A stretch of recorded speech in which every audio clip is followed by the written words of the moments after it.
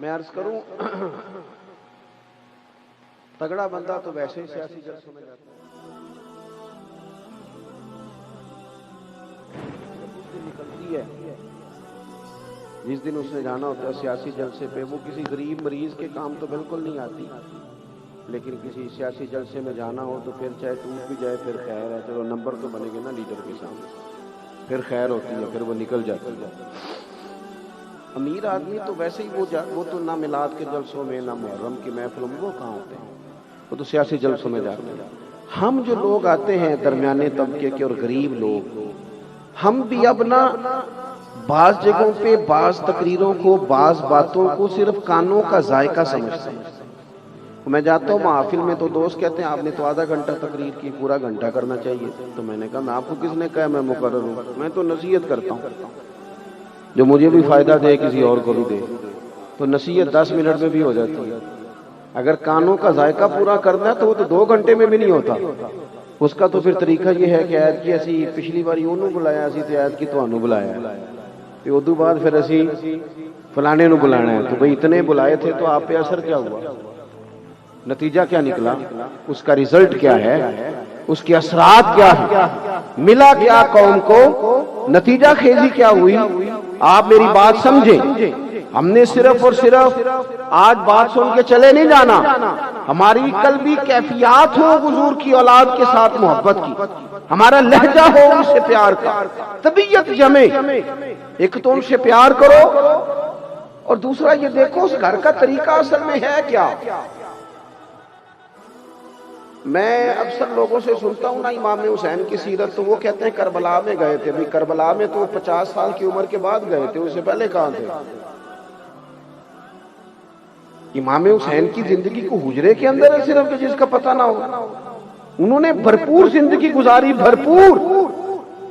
امام علی مقام رضی اللہ تعالیٰ عنہ کا گھرانہ شان والا، ڈھکا چھپا نہیں.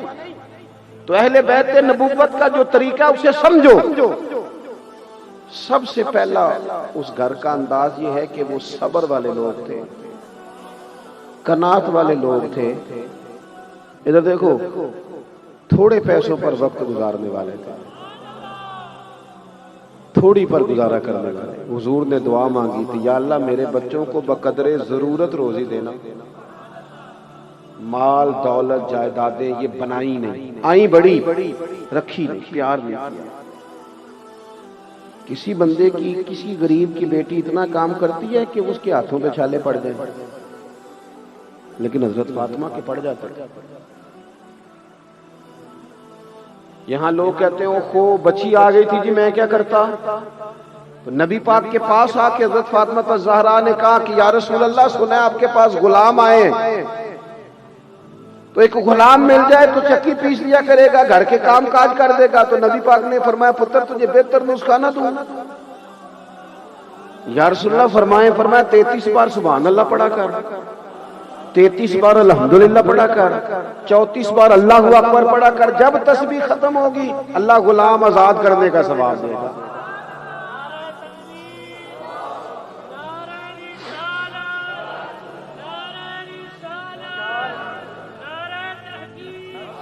آپ غور جزاک اللہ، آپ غور فرمائیں کہ نبی پاک نے فرمایا پتر گھر کے کام خود ہی کر دی.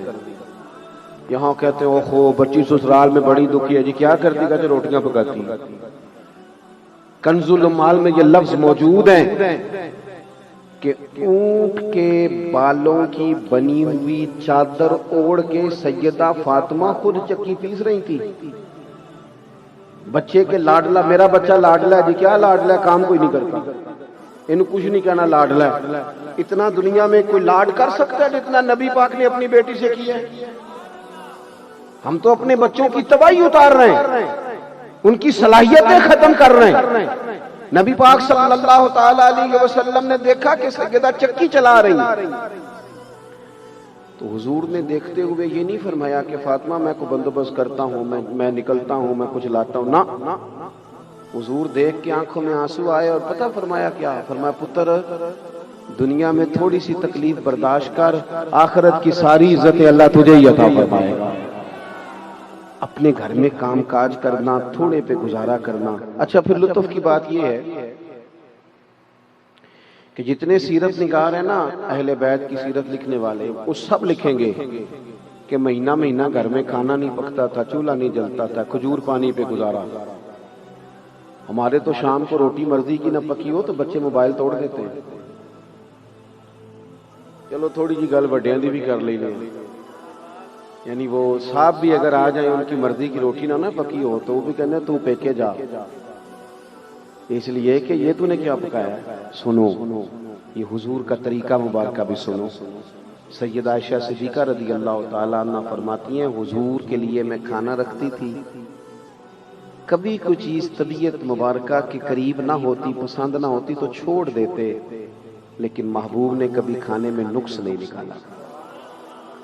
صبح سے شام تک گھر والے باورچی خانے میں گرمی میں کڑے رہے اور تو نے ایک منٹ نہیں لگایا، ہر چیز ادھیڑ کے رکھ دی۔ ہمیں کچھ چیزوں کا احساس، یہ ضروری تو نہیں کہ جو ہم کر رہے ہیں وہی مشکل ہو، اور بھی کئی مشکلات احساسات پیدا کرنے چاہیے۔ غور فرمائیے گا، ہر سیرت نگار نے لکھا ہے کہ مہینہ مہینہ چولہا نہیں جلتا تھا، کھانا نہیں پکتا تھا، لیکن مزے کی بات یہ ہے کہ جو بندہ یہ لکھ رہا ہے نا کہ مہینہ مہینہ چولہا نہیں جلتا تھا، کھانا نہیں پکتا تھا، 2-4 صفحے چھوڑ کے وہی بندہ کہتا ہے، یعنی پیچھے لکھ رہا ہے کہ مہینہ مہینہ چولہا نہیں جلتا تھا، لیکن چند صفحے چھوڑ کے وہی بندہ لکھتا ہے کہ جو دروازے پہ مانگنے آتا تھا اسے جھولی بھر کے دیا جاتا تھا۔ ہم نہ اپنی ذات پر لگائیں تو ذرا تگڑا کر کے لگاتے ہیں، اور کوئی فقیر مانگنے آ جائے تو ڈھونڈتے پھرتے ہیں کہ 10 ٹوٹے ہیں کدھر۔ اپنے پہ لگانا ہو تو پھر کیا بات ہے، لیکن اگر اب فقیروں نے کیا کرنا ہے، ہمارا تو سگا بھائی مقروض ہوتا ہے، قرض کے نیچے دب گیا ہے، گھر سے نہیں نکلتا، اور ہماری تجوری میں پیسے پڑے ہیں، ہم جھوٹ بولتے ہیں، اپنے ترس گئے، لیکن ہم نے اپنوں کی مدد نہیں کی، فقیروں کو کیا دینا تھا؟ الا ماشاءاللہ۔ حضرت امام حسین کے پاس نا فقیر مانگنے آیا، اس کا خیال تھا 2-4 دینار مل جائیں گے، بات بن جائے گی، قربان جائیں۔ امام بانٹتے اتنا تھے، وہ تو گھر میں رکھتے ہی کوئی شے نہیں تھی۔ وہ آیا تو اس نے مانگا تو امام حسین فرمانے لگے یار اس وقت تو 1 دینار بھی نہیں میرے پاس۔ فرمانے لگے تو تھوڑا بیٹھ جا، انتظار کا۔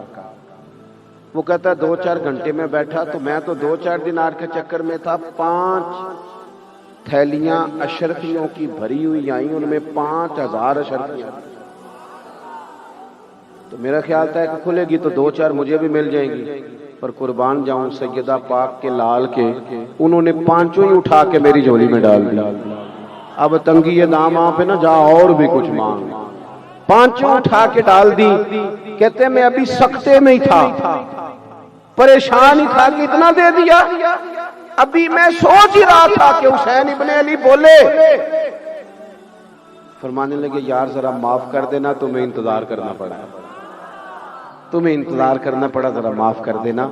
مزاج میں سخاوت ہو، سخی پیسے والا بندہ نہیں ہوتا، پیسے والا تو پلاٹ بناتا ہے، پہلے اس کا دل ہوتا ہے کہ مجھے اللہ دے گا تو میں خرچ کروں گا، پھر جب وہ اس کو مل جاتے ہیں پھر اس کے خرچے بڑھ جاتے ہیں، پھر اس کو سامنے والا پلاٹ پسند آ جاتا ہے، بڑی گاڑی پسند آ جاتی ہے، پھر وہ چکروں میں پڑ جاتا ہے۔ مالا والے سخی نہیں ہوتے تے سخیاں کل مال نہیں ہوتا۔ ہاں ایتھے اوتھے دوویں جہانی سخی کنگال بھی نہیں ہوتا، ہمیشہ اللہ کے رستے میں دینے کا